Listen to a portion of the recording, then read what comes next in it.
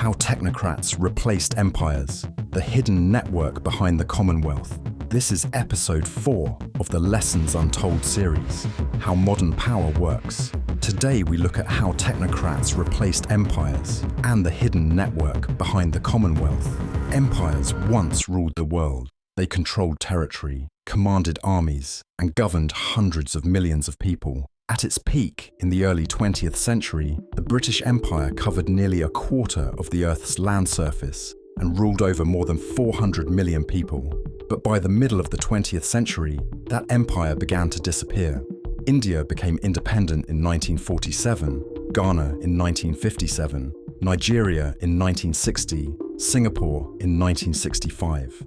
Across Africa, Asia, and the Caribbean, colonial flags came down. New governments took power. Maps changed. Yet something unusual happened. The global system did not collapse. Trade continued. Diplomacy continued. Financial networks continued. In many cases, the same rules continued. Which raises an uncomfortable question. If empires disappeared, who was actually running the system that replaced them? The answer was not kings, not presidents, and often not voters. It was a new class of decision-makers, technocrats, experts operating through institutions, advisory networks, and diplomatic systems, people whose names rarely appear in history books, yet whose work helped shape the architecture of the modern world. To understand how technocrats replaced empires, we first need to understand the problem empire left behind. Modern governance is extraordinarily complex. Countries require ministries capable of managing national budgets, central banks capable of stabilizing currencies, civil services capable of administering taxes and infrastructure, judiciaries capable of enforcing contracts and resolving disputes. Under empire, many of these systems had been coordinated through colonial administrations linked to London.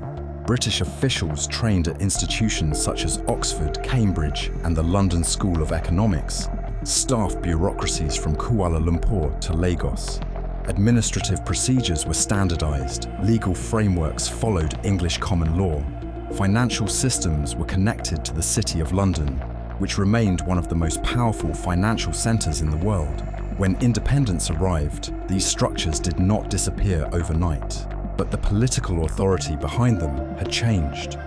New governments inherited administrative systems that had been designed for imperial coordination rather than national sovereignty. And the question quickly became clear.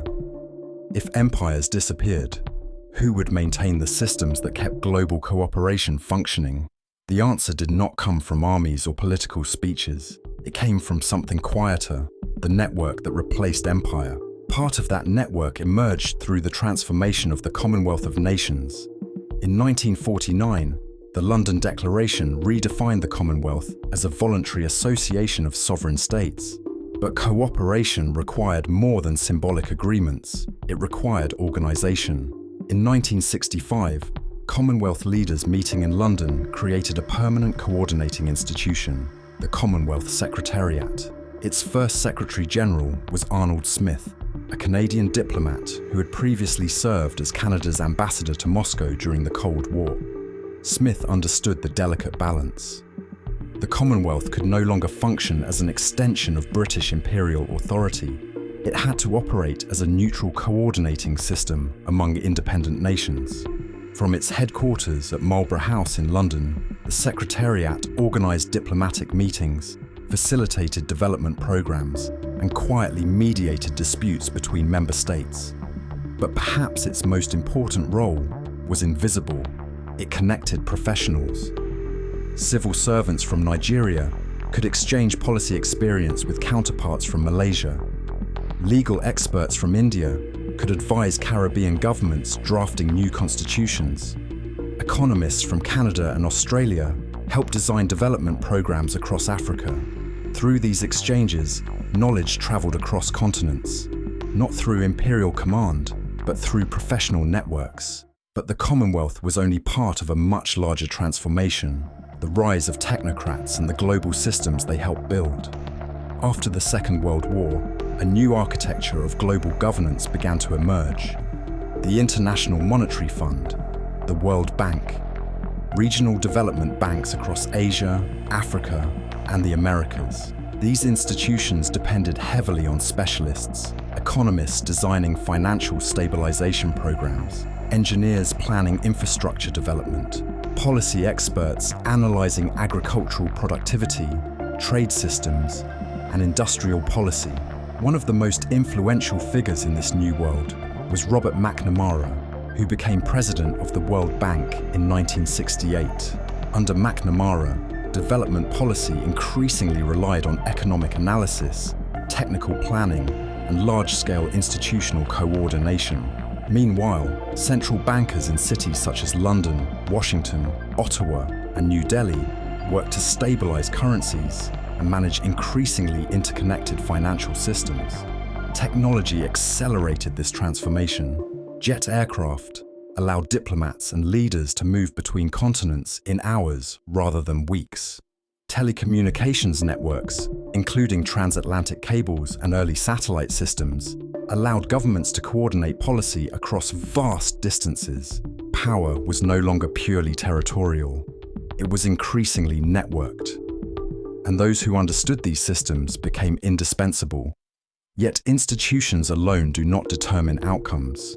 The real question is why some countries used these systems far more successfully than others.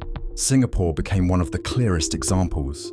After independence in 1965, Prime Minister Lee Kuan Yew and Finance Minister Goh Keng Swee focused on building a disciplined and efficient state.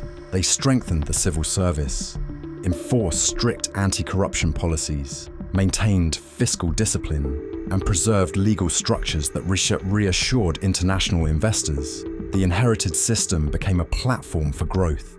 Within decades, Singapore transformed from a small trading port into one of the world's most competitive economies.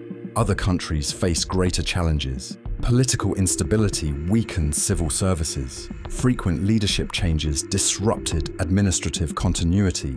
Economic experiments disconnected from fiscal realities produced debt crises. The Commonwealth could provide networks, but it could not supply internal discipline. Institutions create opportunities. Leadership determines whether those opportunities are used.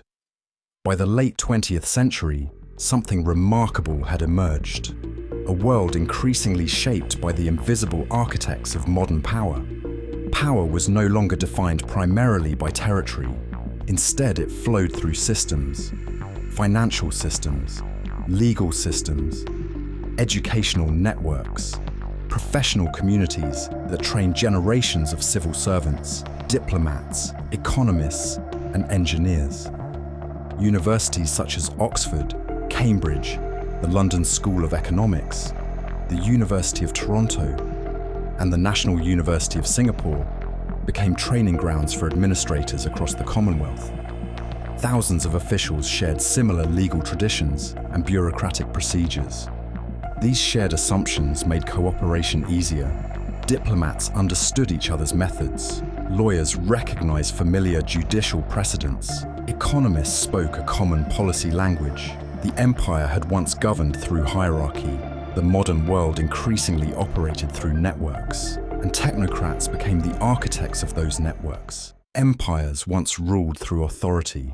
The modern world operates through systems.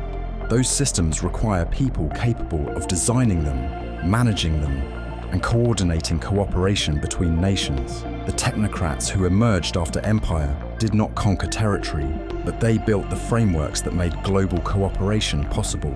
Trade networks, financial institutions, diplomatic structures connecting dozens of sovereign states. Their names rarely appear in history textbooks, yet their influence remains embedded in the institutions that shape the modern world. Because power rarely disappears, it reorganizes. This episode is part of our series exploring how modern power actually works, from finance and institutions to the people who shape global systems.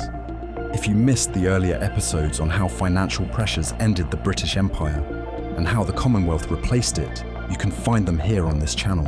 And if you value historical insights into how people, institutions, finance, and technology shape global power, Consider subscribing for more. Lessons Untold. Relax. Review. Reflect.